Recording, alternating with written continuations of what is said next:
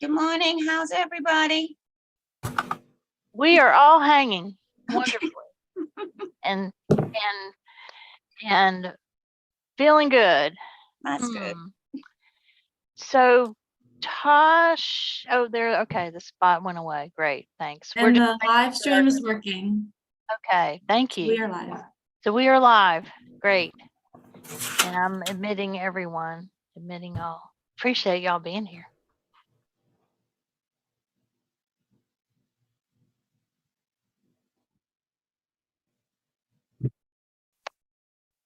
I guess I better let him in. We have this set up, to let folks in.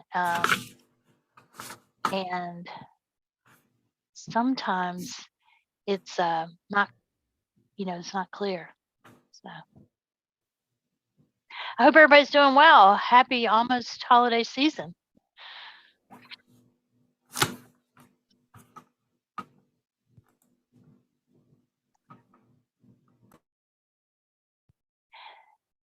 All right. Good morning. Good morning, Sioma. Sorry, I'm running late. I think we're good. It's 9:31, and we can Wait a little bit. wait a couple minutes and make sure. In terms of the meeting today, we heard from most folks, and we believe we will be great for having a quorum. And even though we're close to the holiday season, we had great responses for attendance. So Nice. All right. I know. Yes, I know. Ready to shut it down soon.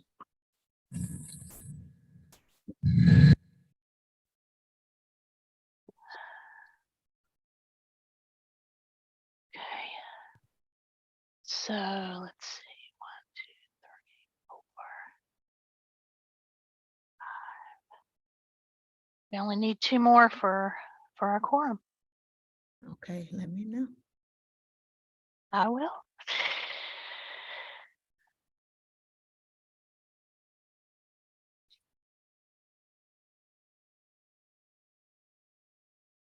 I know eventually, Linda, I know we probably as a committee, we should talk about when and if we want to come back in person.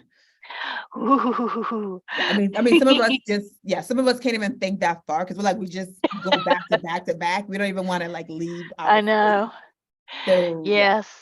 Yeah, no, I mean, I think we've had great participation virtually. But I know that connection is so important. Yeah. But I'm not trying to rush it,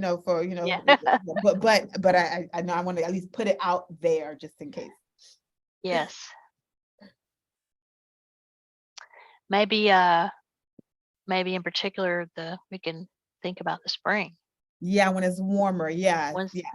And not knowing what will happen with COVID in the winter, maybe. But we can see what people prefer. That's right. We could, that's right. We could put that up. Yes, exactly. Yes, I agree. Our January meeting is going to be very, very dense. I'll just put that out there in terms of we hope to have really our data really ready and in place. So that meeting will be very dense.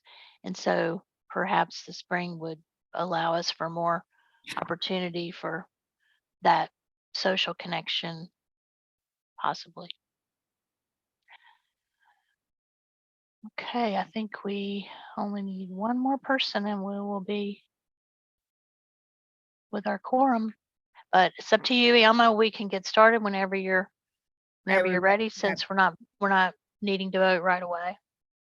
Yeah, we could always hold off the meeting votes, notes, the minutes if we need to. We get in. But okay, great. Well, good morning, everybody. Of course, so glad to see you all virtually. And Linda and I were just talking about it'd be wonderful to one day to be in person. Not now when it's like getting to be colder, but hopefully in the near future in 2023. Again, for those who don't know me, I am Ioma Iruka, and I'm glad to be the chair of the Durham PreK Governance Committee. For now, I'll welcome everybody here. Do you want to go to the next slide, please? So, of course, as usual, per usual, for those who have been here for a little bit, Feel free to introduce yourself in the chat box, please. Your name, your agency, organization, or program, where applicable, your title or role, and anything that might be helpful for the group to know. And I will flag, and maybe that's the next slide because I don't have all my slides up. We will venture, obviously, from the agenda, we'll recognize some new members to our group momentarily. Yes, and we have a quorum now, Iama. Awesome. Okay, good. Perfect. Well, welcome. So I want to make sure I take a moment to welcome some new governance committee members. We are joined by 2 voting members nominated for their leadership in Durham. Joy Spencer and Kate Goodwin are here today for their first meeting. Yay, welcome. They have had an opportunity to meet for a broad orientation and onboard into our committee's mission and activities. And so first, I would love to welcome Joy Spencer, who is the Executive Director of Equity Before Birth. Welcome, Joy. Just to give you a little bit of a snapshot about Joy, Joy is a mom of a 4-year-old who's currently enrolled in Durham PreK program. Early education is extremely important to her and a current priority in her household, obviously. She's also a community advocate who prioritizes authentic community engagement and racial equity. She works with families daily in many capacities and has extreme passion for enhancing the ability for all families to thrive. Education, she says, can be a bridge that opens many opportunities. So that is Joy. Welcome. And should we give a moment for her to say hello? Joy, you want to say I hello? think we should, yes. Yes. Joy, where are you? Can we spotlight? I'm fine. Hey. Hello, welcome. You want to say anything? Good morning. I'm here and really this will be a big learning opportunity for me, kind of like a lens into the other side of how Durham PreK works. And I appreciate the opportunity. So glad you're here. Thank you for being here with us. And next is, as she goes Kazia, but Kate, she goes by Kate Goodwin. She is a single mom of 3 and a grandmother of 2. You can't tell by looking at her. Hey, Kate. She's an entrepreneur, advocate, and 34-year veteran in early childhood education, operations, and management. Kate has served as a company leader for the YMCA, Head Start, and Kinder Care education. She leverages her decades of leadership experience in early childhood education, along with her entrepreneurial spirit, to create a new model that builds access to equitable learning experiences powered by the strength of the community. Her passionate advocacy for teachers to be compensated fairly and given the tools that prepare them for classroom are key to ensuring this model of early education and care is successful. So Kate is the founder and president of Truth Educational Foundation, a nonprofit research and development organization that focuses on educational justice, as well as the owner of Kate's Corner Education Service and Kate's Corner Learning Center. We are so thrilled to have you here, Kate. Do you want to unmute, or if you're able to, video and say hello to the people? I will unmute and take the video on. Good morning, you all. I am calling you all from California, so it's a bit early here this morning, but just trying to get my appointment. I'm just so excited to be a part of the governance committee. It is something that once I heard the work you all were doing, it aligned with the mission that I have in life and my purpose to create space and to be able to rethink about the things that are needed in early childhood to make there to be a end success story for all. So I'm grateful to be in Durham, love the city, came here in 2018 and stayed for great reasons. So thank you for having me on the committee. I'm excited to be a part. So glad you are here. Thank you so much. And thanks for on video and safe travels back to Durham whenever that time comes. Yes, thank you. All right, and then for me, and last but not least, in terms of my introduction, before I hand it over to Linda, we are also joined by the new president of CCSA, the Child Care Services Association, Dr. Christy Snuggs. Hello, Christy, welcome as a resource member to this team. She joins us from her tenure as Assistant Director of the NC Division of Child Development and EE and Early Education. I was like literally doing the words in the DCDE, sorry. The NC Division of Child Development and Early Education.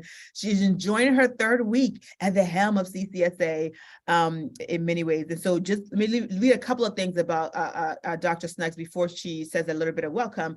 So Dr. Snuggs is obviously the president of CCSA. She began her career in 1994 with the NC Community College System, where she served as the early child instructor, department chair, and director of the college's Child Development Center lab. In 2001, Dr. Snuggs became an educational consultant with the North Carolina Community College System office. Dr. Snuggs has held progressively higher leadership positions, served as the VP of Instruction, Chief Academic Officer with Edgecombe Community College, the Child Development Division Director of NEED Incorporated. She joined the Division of Child Development and Early Education in January of 2018 as the Deputy Director. Dr. Snuggs received her doctorate degree in educational leadership from East Carolina University in Greenville and her master's in child and family development and bachelor's degrees from Appalachian State University in Boone. Dr. Snuggs is married to Philip and has two daughters, Kaylee and Kesley. So would you like to say any few words, Dr. Snuggs? Thank you. Wow, that sounds so amazing when you say that. I'm just crazy. But thank you all for being here and being willing to serve as members of the Governance Council for the Durham PreK. We are so excited that you have a passion just like I do for young children.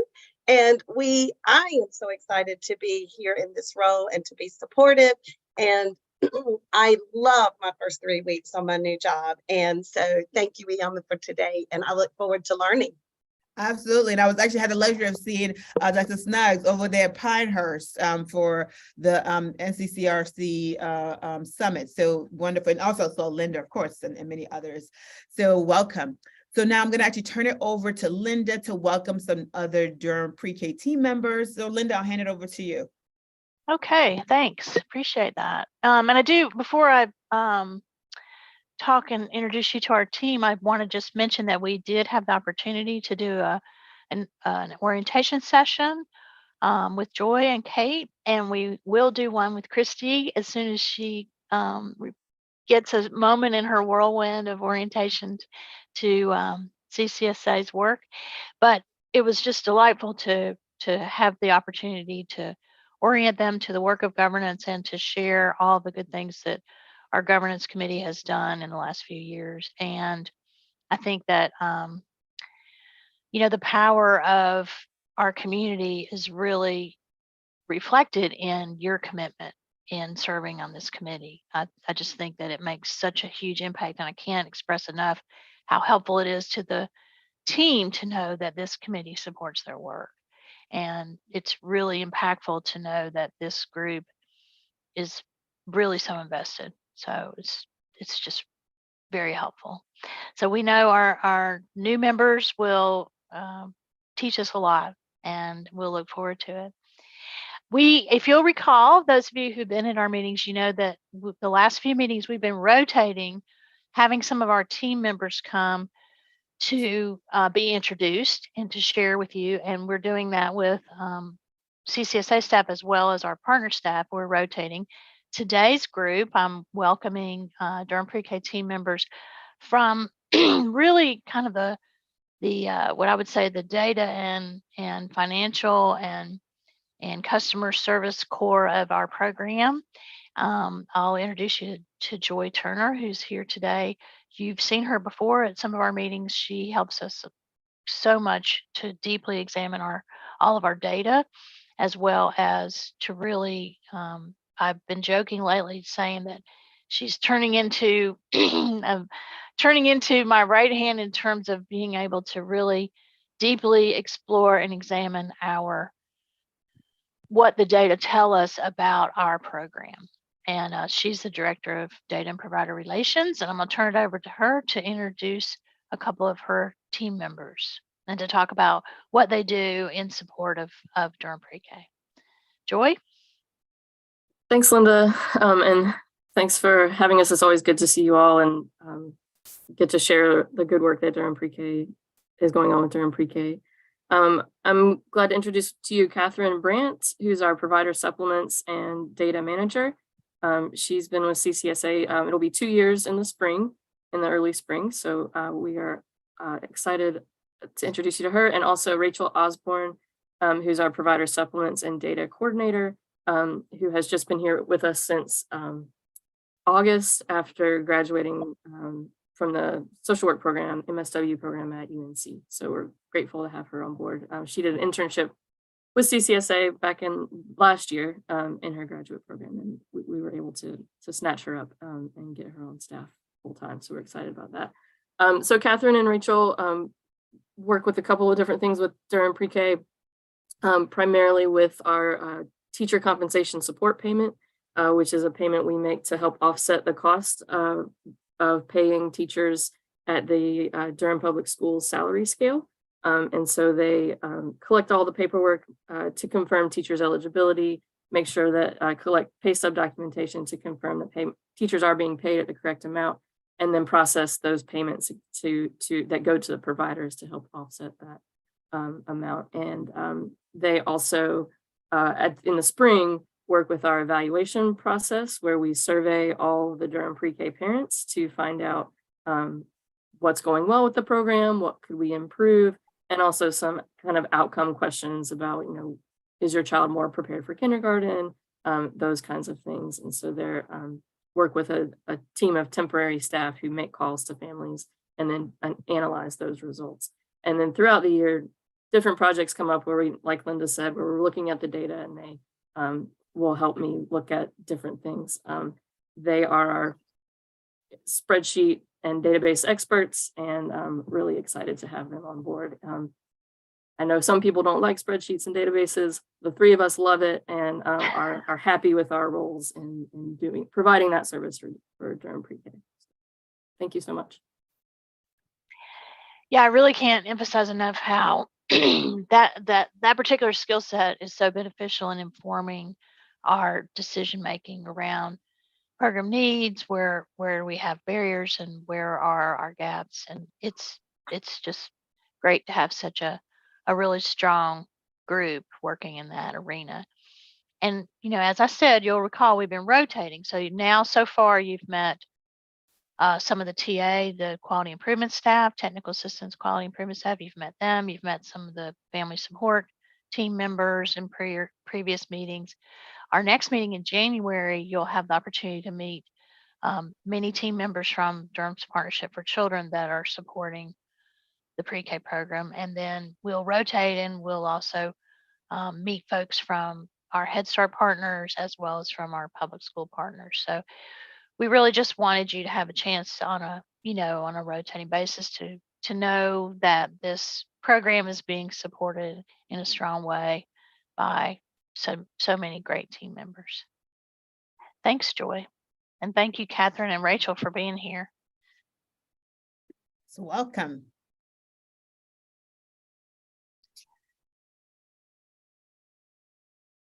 Okay. Do you want to go ahead and do this? Yeah, sure. Sorry. We obviously, these are very straightforward, and we've been using these for quite a while now that we've been meeting virtually. And the main thing is, sometimes people do have to leave early, and we appreciate just if you'll put that in the chat so that we can just be aware. We appreciate it. And I will remind everybody that we are live streaming on YouTube, our meeting. And after the meeting, we do edit out any empty spaces on the video, but we post the videos for the public. But we are live streaming, so you can go to the next slide. Okay, so today we are going to need to approve our notes from the September meeting, but that's our only voting activity today. We really wanted to allow time for some discussion today. We're going to do some program updates, and we're going to review our new apprenticeship pilot opportunity with you. And then we're going, after the break, we're going to go into breakout sessions for to get your input regarding 2 areas of upcoming activities that the team are going to be working on, because it's really important that we get your feedback. I know there's a couple folks that have to leave early, and we appreciate the fact that you've joined us today. And what we'll do is we will, in the notes from today's meeting, we'll make sure and capture the priorities that the discussion groups identify for those upcoming events. Next slide. Okay, so now we want to review the notes from September, our last meeting. And so everybody should have seen a copy of the notes. Please let us know if you did not get a copy of the minutes from our last meeting. And so with that, I would love to open it up for a motion to approve September's minutes. So moved. Thank you. Second. Thank you, Sharon. Second, thank you. Any questions or concerns?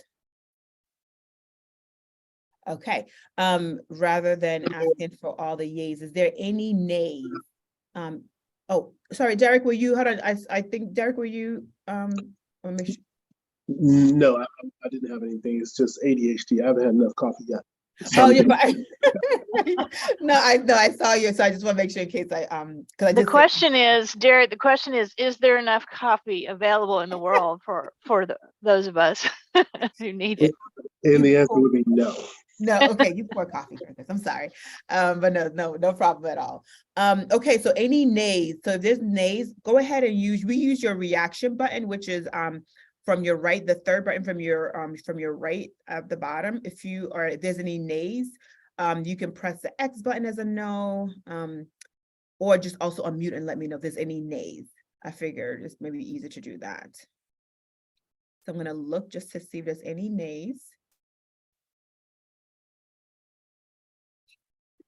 All right, it looks like the motion has passed. Thank you, everybody. Okay, so it's always great to start a meeting with positives.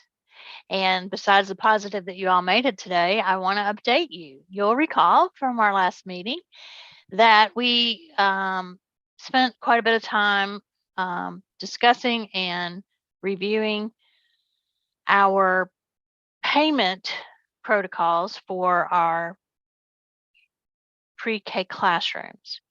And you'll recall that this body voted to ask the Durham County Commissioners to consider allocating additional funds to Durham PreK for the purpose of really trying to mitigate the impact of the pandemic on our early education programs. We know that programs are still really trying to get through these difficult times. And the way that the program is set up, we pay on enrollment and attendance typically. And that, obviously that makes sense. You want to pay for service to children. But during the pandemic, the Division of Child Development and Early Education responded to the crisis of the pandemic by shifting and paying providers for NC PreK on what we call allocation. So the seat allocations were the way that providers received payment. And this group, governance, voted during that time to do the same. So Durham PreK aligned with the division, and during the height of the pandemic period, we paid providers on their allocation. So no matter what their enrollment was during those really grim times, they could count on and budget for what their payments would be based upon their allocation. For the current school year, you'll recall at our last meeting, we talked deeply about how that was changing, and the process was going back to paying on enrollment and attendance.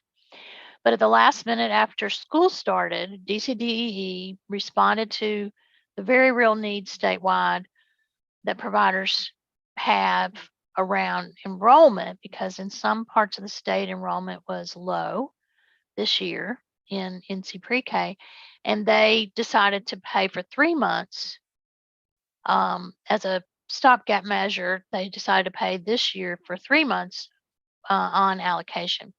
And we had not budgeted for that in Durham PreK, and so we brought that to you. And you'll recall that you voted to recommend that we try to get some additional resources in order to pay that same way. But what you did is you went a step further and you voted to ask for the funds for the rest of the school year to pay on allocation for Durham PreK seats for the rest of the school year. Tosh, you can go to the next slide. So basically we did not budget for that and we had to have more money. And I'm just so excited and thrilled to say that from your advocacy and recommendation to the county commissioners, and with the support of Dr. Sowell, our county manager, and the staff at the county, that was approved. The county, I mean, I just can't even say enough good things, because this is really, I don't want to say it's unheard of, because this is what we should be doing for children in our society when needs are so huge, but it doesn't happen. I mean, it just doesn't happen. And to get money in the middle of the year, it's a really emotional experience, and it's been fabulous. And we did inform you of that over email once it happened, but we wanted to revisit it and celebrate and say that it is administratively challenging for the team once DCD's no longer paying on allocation, which is coming up right now. They're beginning to go back to paying on attendance. It's a little bit challenging for us to pay differently. However, it's totally worth it, and we'll make that work for the rest of the year, because it's how we know that our providers need that support. And so we did go back and pay them by allocation after the money was approved by the county, because we did have to do back pay because of the timing. But now moving forward, the rest of the year, our Durham PreK seats will get paid on allocation. And the good thing for us as advocates for children is that our priority, of course, is to serve children and not be paying on empty seats. And the positive is that we don't have that many empty seats in Durham. And so the reality is that throughout the year, vacancies happen. It's a very dynamic environment where some families are in and out, unfortunately, and there is a churn during the school year. And so vacancy rates kind of pop up and down. And this way, our providers who are allocated Durham PreK seats, they will know for the rest of the year what their payments will look like, and that will hopefully relieve some of the anxiety and stress that they've been experiencing through these difficult times. Anybody have any questions about that? I mean, I think we should just take a moment, like, I think just a pause on this particular slide, and just to, I think, really recognize what it took for this body to vote for something that we don't know what was going to happen, right? But we committed to the values of saying that we want to support and stabilize the workforce owners, and obviously hearing really clearly from the provider community that, we need this to happen. And then obviously for the commission to hear that and to then respond, so I think these are some of the wins that we have to remember, as we know there may be some that may not be wins, but these are things we have to remember, that we have to continue to push forward, right? Again, regardless of what was going to happen on the commission side. So I think just to really applaud each and every one of you for, to me, a vote that we thought was really important, and for the provider community being really clear and honest and pushing us to make sure that we are committed to what our vision is for this committee and DPK writ large. So really, anybody will have a comment or thoughts, I think just a couple of minutes, I think would be great. I have a really quick comment, just because the county is also partners with me and were amazing during the distance learning time.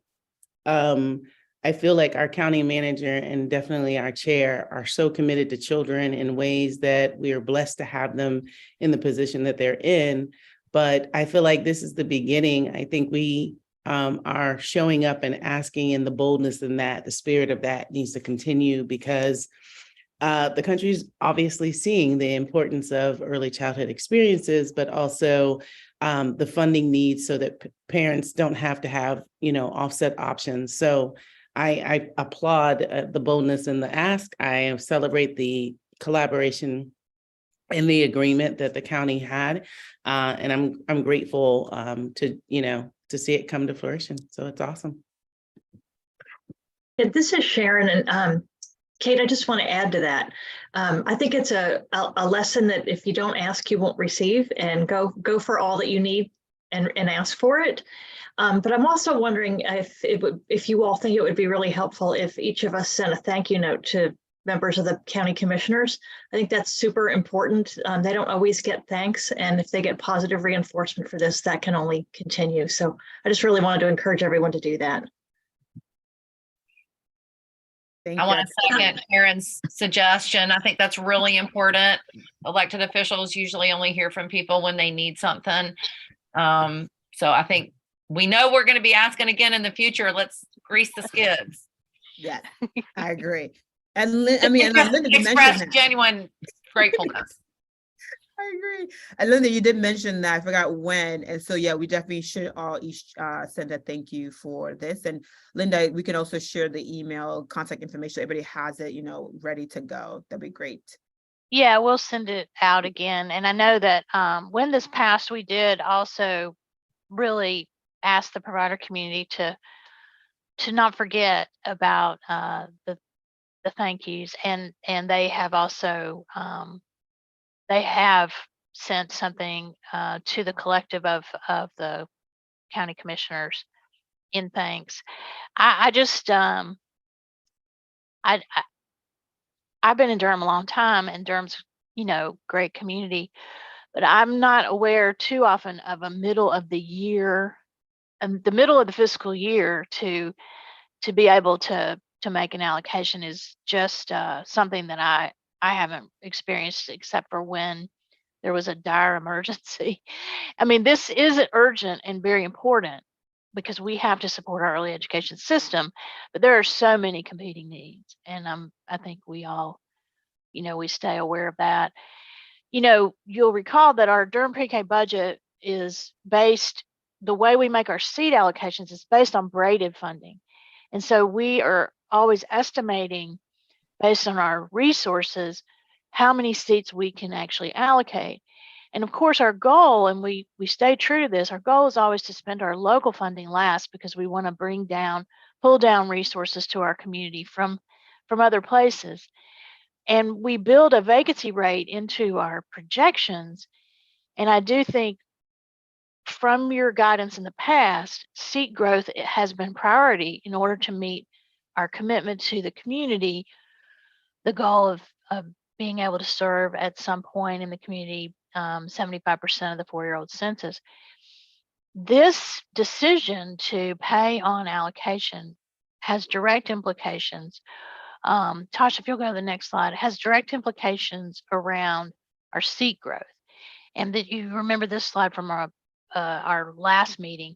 I just put it in here because I want to put it front and center in your minds as we think about the new year in 2023. In our January meeting, one of the things we will dive into is what should our processes be moving forward in the future, and where should we be prioritizing, and how do we want to allocate.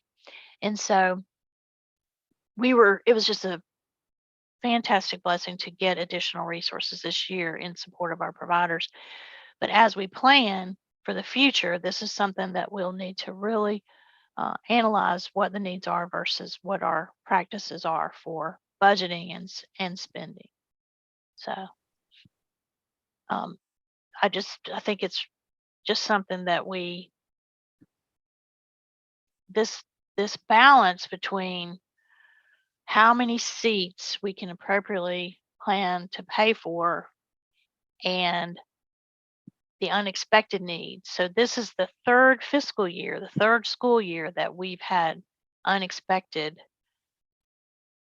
changes in needs. And, it is somewhat nerve wracking, but now we have a lot of learning that we have experienced around how to budget. And we're hopeful that that will inform us as we really assess and evaluate our policies in the future. So, but the other thing I wanted to just mention and give a big old shout out to you guys as a governance committee, and can't say enough, is I was reflecting upon this body of work and realized that from the beginning of Durham PreK and the beginning of this committee, you should give yourself a giant pat on the back that every single thing that you have recommended, any votes you make are recommendations that we take, to the elected officials around this program. Everything you've recommended has been accepted and approved by the county commission to date. And that really speaks to, that just really speaks to how much respect you have gained from those elected officials.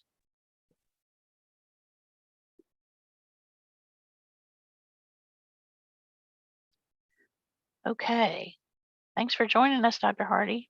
Good to see you.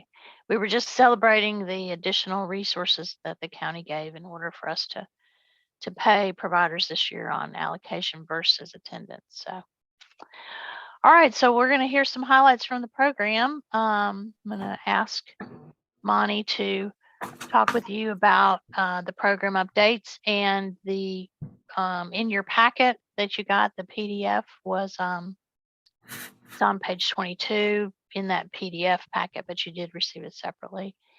And as you are hearing from Monty some of the highlights from the program, we would love to know from you for the future. We do these updates, and the updates are structured around our scope of work with the county. You may have wondered, how we make categories on the updates and stuff, but they're structured around our scope of work. But there may be things you want to hear about that we haven't been letting you know, that we haven't been reporting to you. And you may not know that every month we submit a report, an activity report, to the county team, to the county manager and to the early childhood coordinator for the county, Kate Elander. We submit a monthly update, and that monthly update is a compilation of all the activities from not only the CCSA team, but also the team from Durham's Partnership for Children and the partner groups. So that monthly activity report is very detailed and is available to you if anybody ever wants to see it. We do submit it to the county every month. But for the for these updates, if there's any information you'd like to see in the future, certainly please let us know, because we want to give you what you need to feel like you're really informed about the program. Monty, you want to hit the highlights? Yes. Good morning, everyone. So this is one of my favorite things is reviewing the successes and the things that are happening and the outreach that is taking place in our community. All these details are in your packet for the program update, but wanted to point out a few things. First, wanted to celebrate that right now we're at 88% enrolled for Durham PreK seats, which is really great. We several of us spent some time at a state-wide meeting the past couple of days, and in conversations with other communities and around enrollment. We're really celebrating we're at this percent, although we are continuing to enroll families, and our goal is always 100%. We want to get every seat filled. Right now we have we've accepted 1,850 applications through our online application system. There's a breakdown of where those applications are in the update. 976 families have accepted placements. And we continue to enroll families, and we have active applications right now that we're working through to get families placed into these vacant seats. I will note that in the breakdown, you'll see that there's 170 families on the wait list, and you may ask, wait a minute, why are there families on a wait list if we still have openings? These families have selected to be on the wait list. Most of the time it's because they want a specific site, and that site is full. And so they choose to be on the wait list until there's an opening at a particular site. So wanted to point that out because I know that can throw you off when you're looking at, oh, we have open seats, but there's 170 on the wait list. Our family support department continues to have a high volume of contact with families as they work through these processes to enroll. In October, they had 878 contacts with families, helping them and assisting them through the application process, answering questions. And so our family support department really does a great job with connecting with families. Even though it's an online system, there's someone that they can talk to live. And we also will schedule meetings and appointments with them if they want to come in and receive support in completing their application. So we want to make sure that we are giving families every opportunity to get support and help and contact to enroll in the program. This year, we started a texting platform. And so with this texting platform, we wanted to increase our communications with families and also the community, those that are interested in getting updates and receiving information about Durham Pre-K. And we currently have 705 subscribers. This is a 44% increase since June. So we continue to see this be a valuable resource to family and community members. Our outreach committee, we have an outreach committee that's made up of staff members from and community members from all of our partnering agencies. And so they have been hard at work. In the month of October, they attended several community events from a story walk at Durham Tech to a resource fair that was sponsored by the PTA. They were at events held at the Durham Rescue Mission, just a wide range of events. They do a weekly table at Duke Pediatrics so that they can connect with families on a regular basis. And also our outreach committee has been working on finding ways to connect the business community to Durham Pre-K. And so they've been working hard to create a business toolkit that we're looking to launch very soon as we look at going into, hard to say, going into the 2023-24 application cycle for that school year. It's, wow, time just flies, and we're already looking ahead for the next application for the next school year. This business toolkit, we're actually going to have an opportunity to talk about it in our small groups because we want to get your input on it. A couple of things about it is it will provide different levels for businesses in our area to connect to Durham Pre-K, from simply just putting up rack cards, posters, and to making greater contributions. For example, posting stuff about Durham Pre-K on their social media, making some financial donations to support outreach events, and a lot more. We have levels that go from platinum to bronze, and of course the higher platinum level, you're hosting a Durham Pre-K night. You're making a significant donation, and in return, we're going to recognize that. We're going to thank you on our social media. We're going to uh, include you in our newsletters to recognize that you're supporting the Durham Pre-K initiative in the families in our community. So we'll be getting you more information about this, but later on when we go into group discussions, we will be talking about, we want to hear from you about for the donation levels, where should we start? Should we start out small, or should we dream big and start out with including larger donations in the higher level? So we want to get your feedback on that. But just a way to connect the business community and expand our reach and information to families. Our social media, our website, our newsletters continue to get great traffic. I'm always amazed at when we get the analytics of our high percentage of click rates compared to national averages. The subscribers we have, right now we have over 2,500 subscribers to our newsletters. And our website continues to get lots of views and clicks. So all that information is included in your update that you can look over. We continue our work with providers who are part of Durham Pre-K. We have added this year, providers we always meet with them on a monthly basis with directors. This year we've provided a leadership series that we've connected to the directors meetings.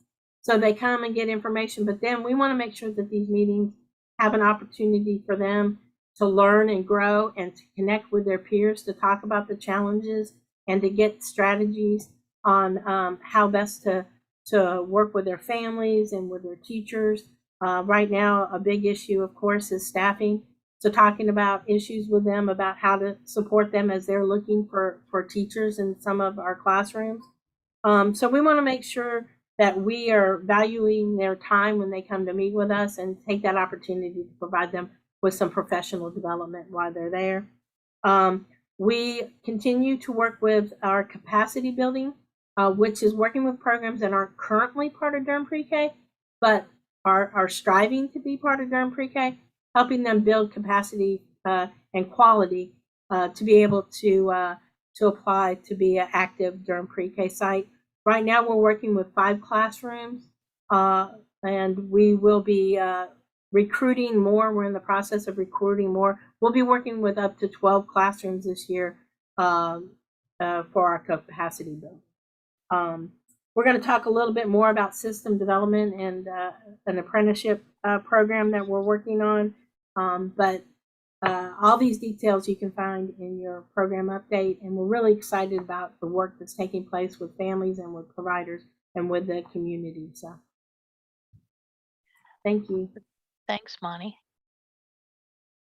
I do hope that as you're considering your needs for information, and sometimes, you don't know what you don't know. So obviously one strategy we thought about was we would potentially send you, for example, 1 month's activity report that we send to the county, and you would be able to see the kinds of things that are going on. And from that might spur you to have some questions or some update information. It's very detailed and dense, and something that I would be surprised if you wanted all the time, but it would give you an idea about the breadth of things going on and the activities across different partners, and might give you some insight into what's available to you as a governance member for information about the program. So we can certainly send that. I'm always cautious about sending you guys too many emails, but we don't want to hoard our info. So we're an open book, anything that you're interested in. One thing I'll note is this is joint work with all of the collaborative partners. So the work with the families, the work with the providers, the outreach work, it's all based on the efforts of team members from Durham's Partnership, the school system, Head Start, and CCSA. So it's a real collaborative effort to do this work.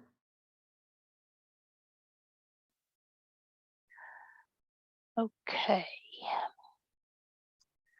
So thanks for the update. We're going to talk about the apprenticeship opportunity and program, but before we get into that, any questions or any thoughts about information you're interested in hearing from us?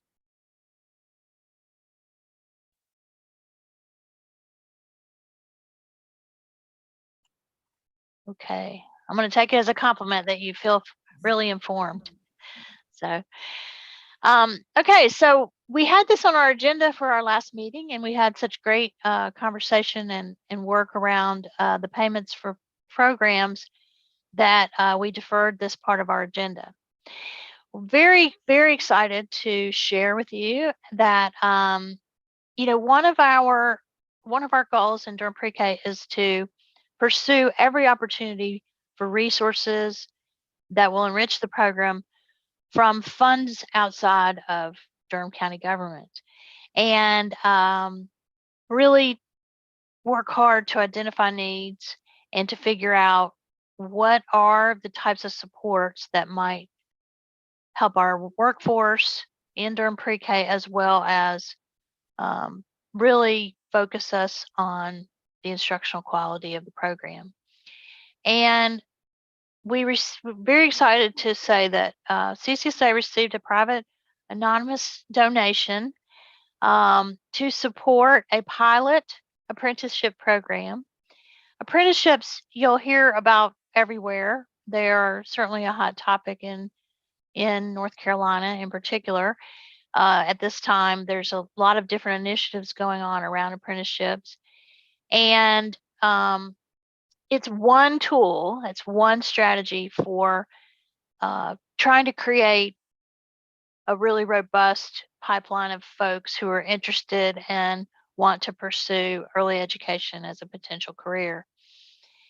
The pilot is a partnership. So what will happen is that CCSA will partner with Durham PreK as a program to link the apprenticeship model to early childhood educators at Durham PreK sites. So supporting a particular preschool initiative, this is the first partnership of its kind in North Carolina around apprenticeship, and the plan is for it to really provide valuable information for communities considering universal pre-kindergarten programs. But this particular initiative will have a program in Durham and in Charlotte. In Charlotte, CCSA will work with the Charlotte Bilingual Preschool, which is a child care program that helps prepare children for whom Spanish is their first language for success in school and life by providing dual language, multicultural early childhood education. The partnership will allow CCSA to help develop really this cohort of educated, well compensated, and skilled Spanish speaking early childhood educators for whom there is just an incredible need in North Carolina. And you'll recall that our quality subcommittee in developing the equity plan for Durham PreK identified this as a need in our program also. And so we're really excited that this program has an opportunity to learn from the work they're doing in Charlotte also, because it's there'll be a lot of opportunity for shared professional development and learning. The apprenticeship model will provide not only on-the-job training, but will include a job site mentor. And so what will happen is that early educators, early in their careers, folks who are still pursuing their education will be linked to the Teach Early Childhood Scholarship for paying their tuition. But one piece of that this program will provide is a job site mentor. And, in the Teach Scholarship program, support specialists help participants balance the demands of work, family, and education to stay on track for their program completion. But the teach specialists are not in the child care agencies, and they don't provide work-related instruction. The goal for the apprenticeship program is to support those apprentices by providing that extra mentoring. And this donation and this pilot will allow us the opportunity to pursue that for the next year. Now, some folks would say, well, gosh, a year's not very long. It's not, it's a start. And we are working to identify ways that we'll be able to sustain activities in this project beyond that time. We're very optimistic about that because this initiative really works to leverage resources from several different places in order to do this program. The beauty of this for Durham PreK is that it completely aligns with our Durham PreK equity plan and our priority in our initiative and our scope of work to enhance and build out workforce supports. You know, we've had the Durham PreK Career Expo the last couple of years, and that was an overview information session in support of the workforce. This is like another step in our efforts to support the workforce, to build out and try to support those who want to pursue early education as a career. We will have 10 apprentices in Durham, and there'll be 2 mentors who will work directly with those apprentices. We will be hiring a workforce manager that will not only work to support the apprenticeship program, but will be working on sustainability of the program and will take on a variety of activities with our partners to look at the workforce needs. So we're pretty excited about this. And we also are really excited to be able to share with the county that we are meeting our goal to attract and work toward diversifying funding in support of Durham PreK. So I imagine there are questions, but I will just kind of summarize and say that the apprentices are in a paid position. They do get extra on the job training. They'll get related technical instruction. They will have a mentor, and they will earn all their credentials at no charge to them. So they will also receive all of the additional training that's needed. For example, if they need to pursue playground safety and some of the other mandatory trainings, they will be able to do that without any charge to them. And I think that our goal is that they will be fully ready and credentialed for future activities. So I think one thing to know is that all apprenticeship programs, they have 5 main components. That paid on the job part is really the big part of that. And then that technical instruction, mentorship, and development of credentials, that's a common theme with apprenticeship programs across fields. For us, what we really want to do is work hard to blend those opportunities, blend the components together to really support the earning of their degree and their credentials. So I see is asking about what level of evaluation there will be. There are some evaluation activities built into the project. And we're really looking forward to the learning that will happen, from that. I think the big thing is that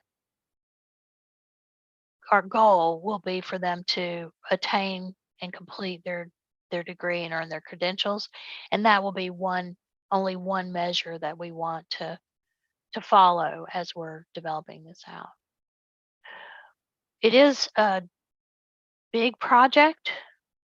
It's easy to describe it in a kind of overview way, but in fact, the last couple of days, Ioma referred to the statewide conference and meeting we were at.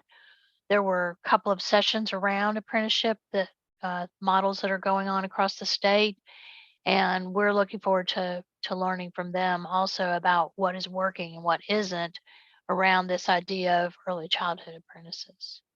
We're really looking forward to partnering with Durham Tech, and we've had some initial conversation with Kathy. I know, Kathy, you're doing a lot of work in this arena. Do you feel like you would be willing to share with folks? I don't think there's too much to share right now, other than that we're working on an apprenticeship model to start here for high school seniors and recent graduates in the summer. We're looking to get that started. And that we're just ready to help however we can to offer classes in whatever ways that really meets the needs for this program. Thanks. Lee had a question in the chat. You want to? Well, first I want to say I'm just so crazy about this. This is awesome. I think the most, I've learned it at DPS when they talked about teacher mentors at the K-12 level. At LEAP, I think the most powerful component of our program was our teacher mentorship there, and the on-the-job coaching and mentorship, I just think is critical. Through that experience, I also learned how heartbreaking it is when you put all this time, energy, love, hope into a person and they leave. And I assume that y'all have looked deep into these aspiring teachers' eyes and discerned their soul. Is there anything else that we can do to discern what the state of their commitment to this is?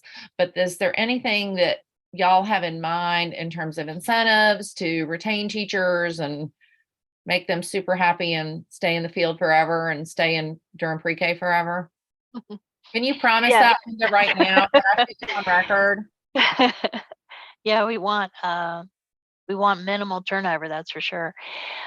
Within the apprenticeship projects across the state, there are some specific incentive opportunities, and you have to have one piece of apprenticeship models in the state registered apprenticeship programs is to have a wage progression and to have a salary model that demonstrates a tiered impact as the person moves through the apprenticeship. And that's one critical piece. But you'll recall the last couple of years, you have voted to provide salary bonuses for our teachers and our instructional assistants in Durham PreK. We know that there's no one thing that's going to work. The biggest thing we hear about is that the respect and the work culture, the work environment is the most important thing for retention. Of course, salary compensation is obviously a huge, big deal, but the respect and the professional environment and the work culture, the support on a daily basis for teachers is really most impactful in retaining them. And I think that's why we want to be so careful as we build this project out, that we are really paying attention to what people have found works and trying to prioritize those components. There's a bunch of comments in the chat, which is awesome. Does anybody want to come off mute and share? I would share. portion of incentive, but in the way that as a provider, we talk about incentivizing teachers, and that's wonderful. We talk about paying them a compensation that allows them to feed their families. But what we don't talk about, as somebody who's been in operations for a very long time and who's currently now a provider, we don't talk about how we sustain it. Like, we actually hire you for 40 and you work 40, because it's great to get a salary that is acceptable. But what also happens in a lot of centers is that we make our labor a goal, a moving component on our P&L, versus it being a finite number that you will pay your teachers. And we move children around and we do all the things to reduce labor. So I might have hired you at $20 an hour, but because 3 people didn't come and I can move this person here, you're going home. And then that teacher cannot provide for its family. So when we start these initiatives to have our teachers go into spaces and watch how things are done. They're met with people who love what they do, but can't feed their families. So that energy is, I think, blocking teachers from wanting to be a part of early childhood again. And so the model that I've adopted is that my labor cost is a fixed cost. And until we get providers to understand that you can't draw people over, promise them a great salary, and then not promise the hours, because it doesn't equivalate to what they're going to need ongoingly to support their families. So that's just a passion point for me and something that I wanted to share. Thank you for sharing that. And I will say that that is a huge issue across the early childhood landscape, in particular in the for-profit centers. In Durham Pre-K, we have some contractual restrictions around those issues. And this is why earlier when you met Joy's team, you may have wondered to yourself, wow, she mentioned the monitoring and the looking at pay and that kind of thing. We do invest quite a bit of time in working with the providers to assure that they are meeting their contractual obligations and not employing some of those practices that are common in the field. Obviously, we would love to see those practices change across the board, but within what we can impact right now, the Durham Pre-K classrooms, we are working hard to try to assure that the teachers and the instructional assistants are being compensated appropriately within our guidelines. For example, we are constantly working with programs. There are some programs that struggle with our requirement for planning time. You know, those of you in this meeting may think to yourself, well, planning time's a no-brainer. But on the ground in the programs, the reality is on a day-to-day basis that sometimes planning time is the first thing that's identified as a flexible thing because of the immediate needs in a center, in a program. And we work closely with our centers to assure that they are honoring and holding sacred that commitment to shared planning time between the teacher and the instructional assistant in the Durham Pre-K classroom. That's just one example, but yes, Kate, your insights around how programs compensate teachers is one of the things that we'll really appreciate about what you bring to this group. And thanks for making that comment.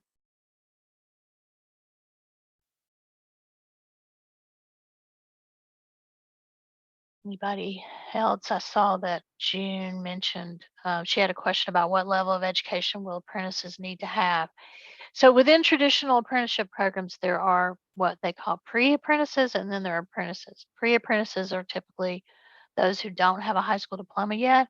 We're not focusing right now on pre-apprentices because that is another sector we would like to, in the long run, focus on. But we believe there needs to be an even greater level of support for those who have not earned their high school diploma yet. So we're focusing on those who are, with this project, with these resources that we have, we're focusing on those who are working to earn their 2-year degree. They don't have to, obviously they don't need to already have that. They're working toward it. And the goal is to achieve, our long-term goal is for them to earn their degree, to further their education and earn their degree. But we want to meet them where they are, and we will work with them to be sure they have everything they need to be credentialed to be employed. I don't know if that answered your question, June, and I'd love to talk with you more as one of our Durham Pre-K sites as we move, more deeply into this project. Yeah, so I think it's great that you're doing this. I guess it's what I'm hearing on the ground is that the younger people coming into the field are really only interested in getting like EDU 119, and they're not really interested in doing any more than that. And I don't know what's driving that, but I've talked to at least 2 future candidates for a job who basically said, well, I've got EDU 119, I'm a lead teacher, and that's all I'm going to do. without really seeming to understand there's a lot more to it than that. So, I mean, the more we can promote the fact that we need to have, I believe in lifelong education, you know, so just saying I'm going to take this one class and I know all about this job. And I don't know how to encourage people to think differently. I wish I did, because I mean the number one problem that all the providers are having is finding qualified staff. There's just doesn't seem to be anybody out there, and I don't know what else we can do. You know, we've raised our wages, we're offering better benefits, we're trying to do all these incentive type things, and it still doesn't seem to encourage people to come into the field. And I wish it did. I'm sorry, the kids are coming in. Yeah, so I mean, I think what you're doing is great, and I think more and more of these kinds of programs is what we need to be doing. I mean, obviously no one thing is going to work, but what you just shared we hear that continually also. You know, I think the workforce crisis is deep and wide at this point, and early education is as a whole field is wrestling with this to almost every meeting that we go to. Linda, I just wanted to know that I've heard anecdotally that student loans is also a barrier, especially with wages. So like folks are hesitant to continue their education because they would have to take out loans, and with the wages that they would potentially get, it just doesn't balance out. And so that layered with the federal student loan forgiveness program, like childcare isn't exactly included in those public serving positions. So that's another can of worms of advocacy that that could be opened up to help further the profession and make it more enticing for folks, is getting those opportunities to get some sort of relief. Yes. One of the things at one of the apprenticeship presentations I went to this week, they were talking about something that sounds simple, but is actually a huge barrier for some of our potential students. And that is, they may have a previous bill, like it could be, $100 that they owed to the school, and they can't re-enroll until they clear some of those previous bills. And one of the apprenticeship programs that we learned about this week, because they are privately funded for this initiative, they're able to work individually with some folks with some restrictions, but they're able to clear some old bills for some people so that they can start over with that clean slate and re-enroll.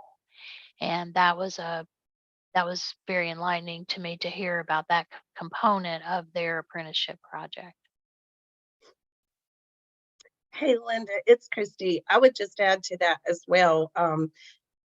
Right now, providers can utilize their stabilization grants to help, teachers to pay back old debts and things of that nature. It's a great investment that they could use to do that, and that will continue, especially the compensation side, which that could be seen as a benefit to teachers. So it is something that could be done. And then also, as we're thinking, I completely, having a background in higher ed, understand the situations that students get into with student loans and things of that nature. But the nice thing is that there are, like you had already mentioned, our teach scholarships, which are not any type of thing that needs to be paid back. And also with the community colleges right now and the work that they're doing at the state level, they're creating multiple types of alternative accessible pathways that will make it so it is not like traditional classes. And there's some new opportunities that'll be on the horizon. So I think we need to consider all of those as we're thinking about this as well. Thank you, Christy. Yeah, I mean, obviously, in this space, there's all kinds of opportunity and a great amount of learning that we will need to do to best support folks.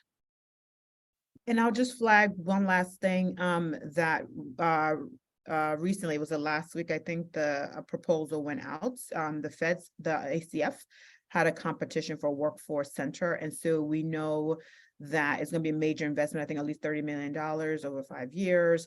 And they're really going to be doing some really both innovative sort of research, but also technical assistance. So I'm wondering, so both in learning what's happening in state around this model, but also nationally, but knowing that maybe more models would be coming out from this workforce center that could be helpful, and vice versa. The work that you learn could also help the workforce center as well. So I think there's a lot of really exciting opportunities, but being able to learn while we continue to support economically and et cetera, the workforce, I think is going to be critical. So Yeah, I mean, moving forward, one of our big concerns is that if we're going to do this, we want to do it right. And I think that one of the lessons we've already learned is the fact that the programs we've examined that are reporting the most success have an extremely they have quite a bit of team members who are supporting the work. So they have very low caseloads, and the amount of students they support is very low per person. And because it's designed to be intensive, and I think that's where sometimes with these types of programs, you're not able, if you're not staffed appropriately, you're not able to give that deep, intensive support. And we're going to need to be mindful of that as we tailor this work to Durham PreK's needs. So, thanks. Well, we're a few minutes late, but that's fine. We're due to take a quick 5-minute break. And after the break, we are going to go into some breakout discussions, and we'll go over that. But unless there's an objection, we will take a 5-minute break. Y'all ready for one? So we yes. meet back at 10:51.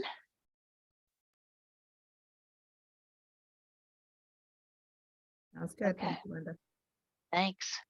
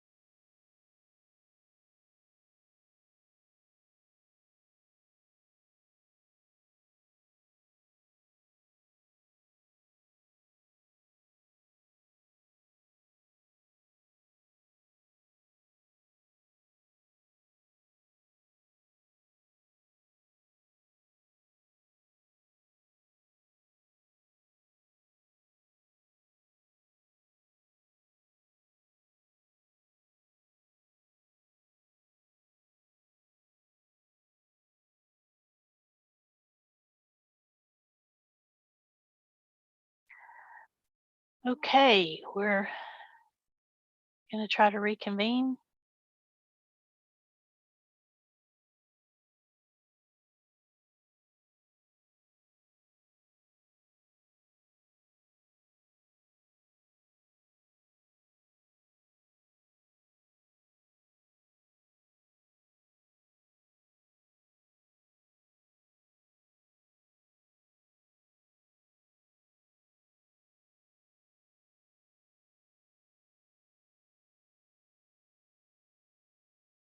Okay, Tasha, if you'll move the slide to forward. So I know a couple people had to leave, Yama, but we still have a great group, and we really invested in trying to get your feedback. Great. And I was just gonna flag Kate. I know she has some technical difficulty. She'll try to come back, she says, but just knowing that, just a flag for her. Okay. And I know Brittany had to go to another meeting, and Michelle has to too. And I'll need to leave you in like 5 minutes. So yeah, sorry. Yeah, and Lee would take over. Yama has to leave us, and Lee has graciously offered to close us out. So we really appreciate that, and we appreciate everybody's time. We're going to just randomly break you into groups. We're going to do, there's 19 folks left. So I think we'll still do the 3 groups because we want you to have a chance to really talk. So we'll do 3 groups, and we have two issues that we really want to get your feedback about. And Katie is putting in the chat a link to, and Monty's also putting in a chat. So what will happen is we'll break out into discussion groups, and there will be a Jamboard for you to record your discussion. And the Jamboard is set up dividing into group 1, 2, and 3, and you have 2 different sheets for 2 different questions. If you have a great conversation and you don't get to the second question, that's fine. The first question is the one that we absolutely really want your feedback now about, and that is about our upcoming community convening.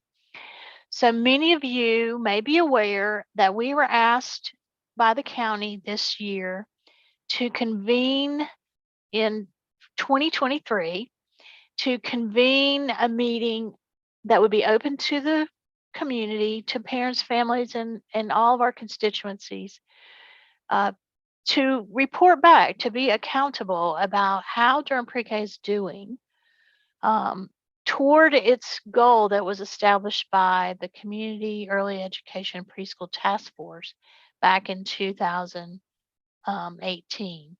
The goal was by 2023 to be serving at least 75, to have seats available to be serving at least 75% of our 4-year-old census in Durham by 2023. We were on a growth trajectory that would meet that goal until the pandemic hit, and we're not going to be at 75% by 2023, but we are able to be accountable for the growth we have experienced and the significant gains in collaboration, quality, and accessibility to the programs. But many of you may have attended back in 2018 a community convening that was held at the Health and Human Service Building on Main Street. And that event had an opportunity for roundtable discussions that were facilitated by volunteers to get feedback from the public about priorities for a potential public pre-K program, and also priorities around other early education issues. So we are charged with hosting an event in 2023. And what we're going to ask you to do in your discussion groups is to talk about that and what you see as governance members as your priorities. So the Jamboard that's in the chat, if you will, before we break into groups, if you'll select that Jamboard on your computer, you'll be able to put your feedback in Post-it notes and have a discussion around that. If you have time, the second discussion item was around our business toolkit that Monty briefly described earlier. In the chat, there is a link to just a short flyer that is a draft that contains information about the outreach committee's initial thinking about the business toolkit. And you can use that as a reference point, that flyer. But basically, what we're interested in is your feedback around whether or not the business school toolkit should be designed to use as a tool for awareness of Durham Pre-K, or if we are also really going to look at it as a way to jumpstart our fundraising initiatives. So there are two questions, and there are two different Jamboard forms for each group. So when you go into the Jamboard, you'll see multiples. And we're going to break you into small groups. Anybody have any questions before you go into your small group? Everybody's Jamboard pros at this point in the Zoom world. Okay, so and for a couple of the you that have to hop off, we will make sure you're informed about what the group discussion came up with. So Katie or Monty, I'm not sure who's setting up the groups, but if we can go ahead and break folks into groups, that would be great. I can do that. Would you like for me, you, and Monty to stay in the lobby, or do you two want to go? I would love to go to enjoy conversation, and maybe Katie, if you could be the host and stay out, that would be great. Thank you. Sounds good. Okay, I'm creating 3 of them right now. Thank So you. you should get an invite momentarily. We really value and appreciate your feedback.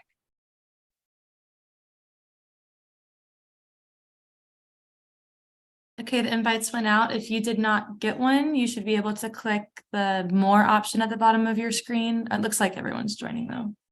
And see your invite there.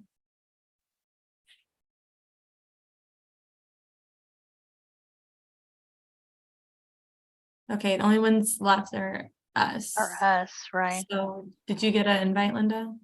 No. Oh, I can assign you. But I see the thing, and I see that I can join. I guess has a thing where I can join. So Which one? Which room no, do you you want to and Monty join? might get a choice. Yeah, What? which room do you want to join, Linda? And I'll go to the other one. I guess I better go in the one. Well, Jenna's in there with Christy. I was Okay. just looking to see. Do you want me to jump in that one?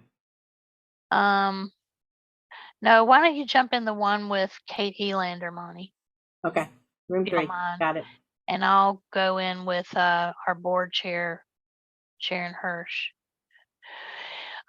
Katie, time-wise, if you can do 20 minutes for discussion and then bring people back together for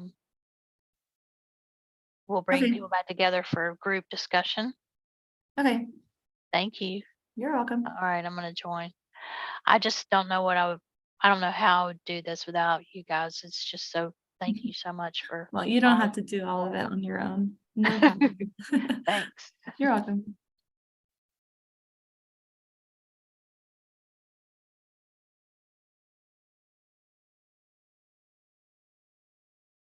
And Tosh, I'm guessing you're staying in here with me too, since you've got the screen.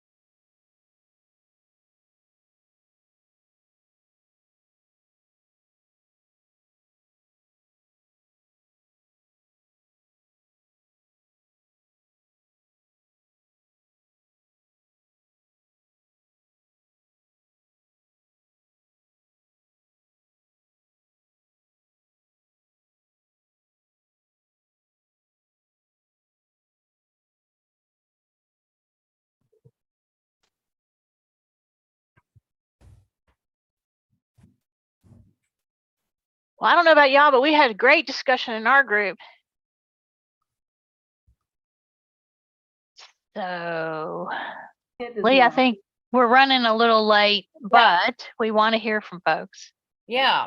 So you guys, we'd love to hear some sharing from other groups, or we could start. Okay, we'll start. Sharon will give us some updates from our Jamboard notes. Okay. Thank you, Sharon. We talked a lot about really grounding the conversation, both in hearing from parents, getting parent feedback, and then and celebrating what we've accomplished. We talked about needing, because the audience will largely be parents as well as providers, that we needed to probably ground some at the beginning in why this work is so important, why the early years, why pre-K, why it's important for parents to stay connected to it. And we also talked about spending time to celebrate. And then in a little bit more detail, we talked about needing some resources, infographics, multimedia, and making it an interactive process, not one where folks are talking at us the whole time, but that we have table conversations, maybe a data walk, gallery walk, something like that to keep folks engaged. So those were the big themes from what we talked about. Thank you. All right, who's next? Don't be shy. I'll come find you.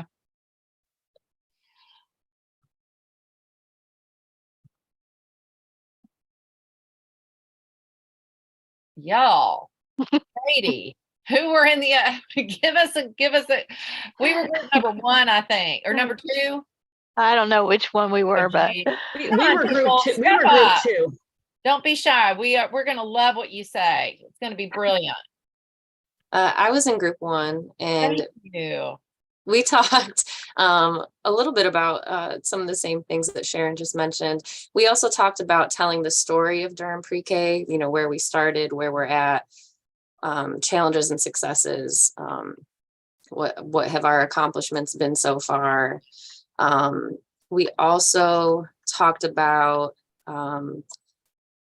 providing childcare, which we had talked about internally in a small group meeting recently, and sort of the logistics of that, and requiring pre-registration so that we can, you know, collect some information up front and have a waiver signed. But also, Derek had mentioned through the pre-registration process, maybe that would be a good opportunity to ask community members what they want to hear, instead of, you know, us as the professionals, just sharing what we think people want to hear, asking them directly what types of things they want to hear about. Yeah, and food. Yeah, and also talked about having, you know, parents and providers there, and getting their voices heard, and having the small group discussion. So a lot of similar pieces. Good. That affirmation is important too, to know we're on the right track. Who can help us with the last group? I can share from the last group. We talked about some of the same things that the first 2 groups talked about. We talked about like hearing the voices of parents and providers engaged in the program. We talked about the importance of like helping people have something to leave with as a way they can tangibly engage or support the program. We get a lot of feedback about it, and there's a way we can help people know how they can put that energy to work for Durham Pre-K. Helping people understand more about some of the challenges and hearing from them about some of those challenges.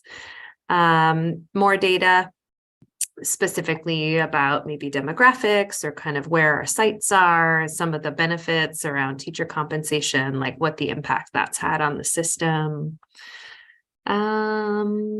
We also just talked about hearing from families about how they would want to see the program grow to address current needs. That's great, y'all. Well, obviously y'all have been to a meeting or two, a conference or two. This group knows what works. And I feel really confident that we'll put on a great community unifying event.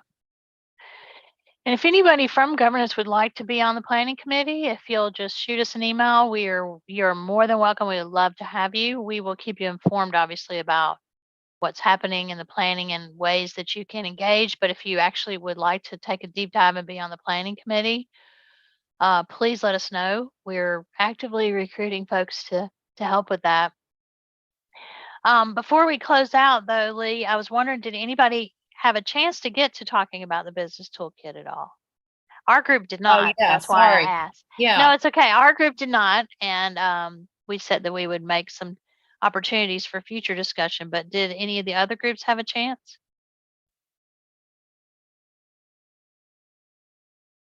Go ahead, Imani, sorry. Oh, no, you can go ahead. We got to it for approximately 3 minutes. And sort of talked about like, how do we think about those big checks that we feel like we should already be getting from some partners or institutions in our community. We talked about like, how do we build in more tangible opportunities for representatives from those institutions or larger entities to plug into Durham PreK that could then be converted into donations or investments down the line. That's about as far as we got. We also only had a couple minutes, but we did have support for integrating some fundraising opportunities along with this. And there was a suggestion to look at kind of expanding the explanation that we have in the beginning as to, you know, why they should be supporting Durham PreK and just like really the impact that we know early education has on the community. That's great feedback. And I know that this particular topic and the fundraising piece in general is something that we will need to invest a lot more time. But thanks for that initial feedback. Linda, this is Christy. One other comment that I would just make about that, we probably need to look, you know, there's this whole branding of early childhood through this Raise and See campaign from the state level, and there is already talking points that bridges over the economic impact and why it's important to invest, and that's the whole message. So it might be good to link to that as well, because a lot of the work is already done and the information of the sharing of what we need to be sharing out as a state, and as, you know, early childhood system in general to get that business support. So just another thought. Yeah, I mean, we definitely want to take advantage of the investment, the large investment that's being made in those marketing materials, and we want to, you know, leverage those to help us make our investments, use our money differently, and take advantage of what's available to us for sure. Just to address your question in the chat about Duke and Duke Community Affairs, for their engagement on governance, they have been invited several times, but they were undergoing a massive, what they shared with us was they were undergoing a massive re-examination after Dr. Fail Wynn's retirement, and then subsequently he did pass away. But after his retirement, they engaged in a multi-year re-examination of their engagement with the Durham community. And they did indicate to us several times over the last few years that they would potentially be interested in serving in the future. We do have different components of Duke engaged on governance the last few years, but not from that particular office.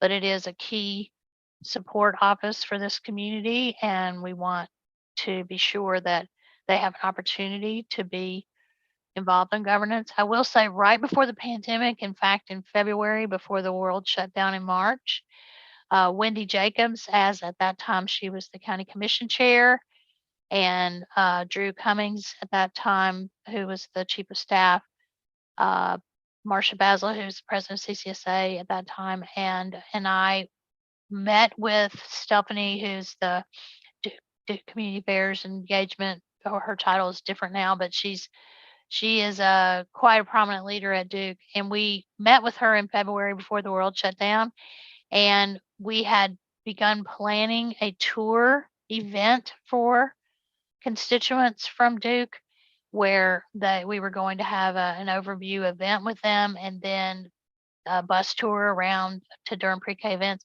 And that was scheduled and planned for April, and the world shut down in March.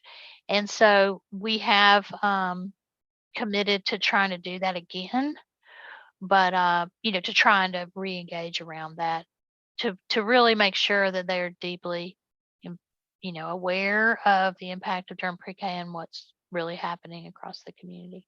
So any of you who have close ties to them, will be working with you to make sure we get in front of them. They do have early childhood as a priority.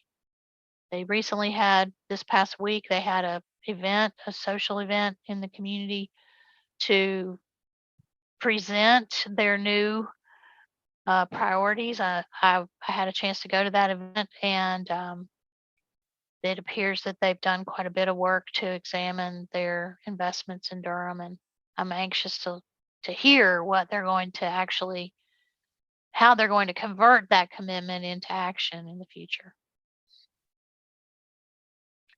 Well, we're a little over time. Sorry, Lee. That's okay. I don't want people to not be aware, though, of the white paper on wrap care.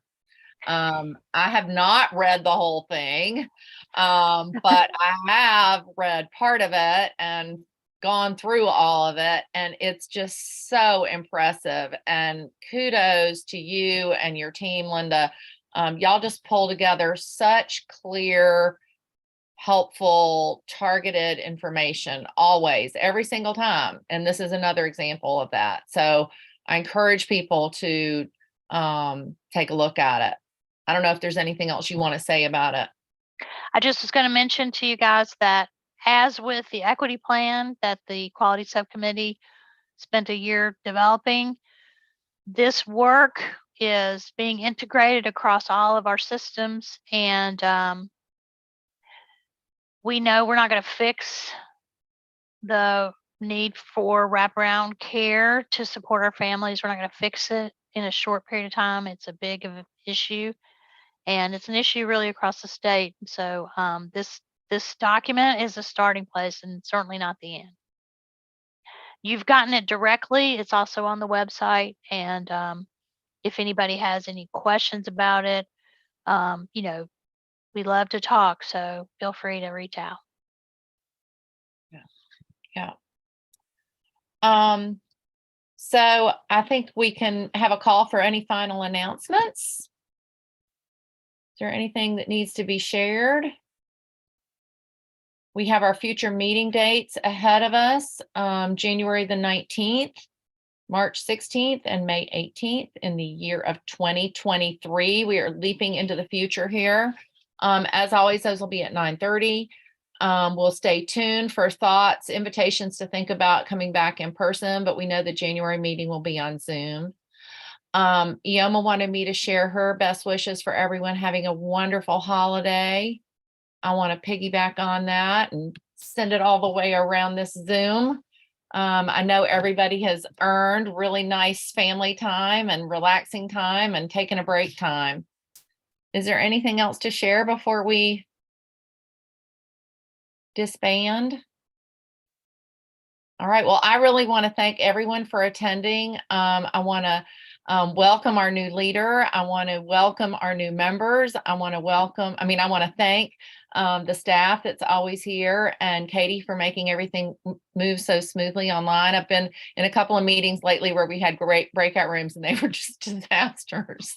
So thanks everybody. And I'll look forward to seeing you around town.